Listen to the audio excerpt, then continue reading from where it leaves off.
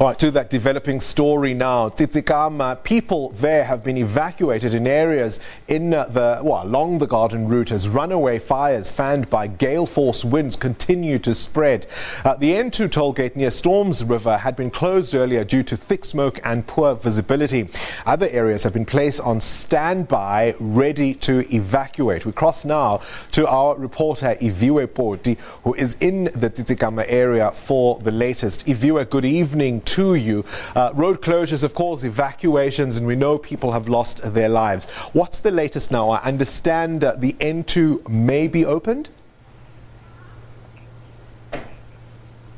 Good evening, Bongani. What we can tell you right now is that although in the George area there were about 8 lives that were lost, in this area here in the Eastern Cape we haven't lost any lives. There hasn't been any indication in terms of lives that have been lost or property that has been damaged. However, the N2 road was closed earlier on from about 11 o'clock this morning. I'm not certain at this time exactly in terms of whether it's been opened or not, but from the Eastern Cape it was closed off at Eerste Rivier, and it seems though when we spoke to the firefighters they said that the problem was that the wind was blowing westerly from the Western Cape, leading it to the Eastern Cape where we were facing gale force winds today, which was then a problem in terms of fighting the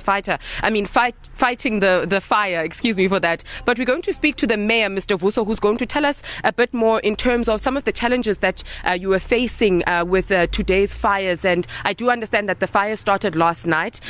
You are very concerned about the tourism attraction around this area, and especially the fact that there's a lot of pine trees in this area which are very flammable. Tell us in terms of, we understand you're working with SABC, Sand Parks, transport officials, traffic officials as well. What is the situation like right now? Thank you very much. The situation is still very bad in the area. Correctly to so, we were working with a lot of stakeholders that are around ourselves, MTO, Sand Parks, Southern Cape, the Sarabatman District Municipality also was here in Kokama to assist us. But the fire, because of the wind that is having a lot of directions, we are having a lot of shortage of manpower to be able to extinguish the fire. We were not resting since last night. And then, Mr. Vuso, in terms of evacuations, I understand there are areas where people were evacuated, and the favourable place is where we are now, Storms River. And there's also the township area that also seems like they might be endangered, and you were in that community. What is the likelihood that they also might be evacuated to Storms River? In some of the people that were evacuated from Storms River were mostly elderly people which were affected by the smoke, but because of the help of the Department of Health that being giving them the assistance, they've been evacuated from their areas, but as I'm speaking now, they are back in their houses. Thank you so much for your time, Mr. Mayor. Okay.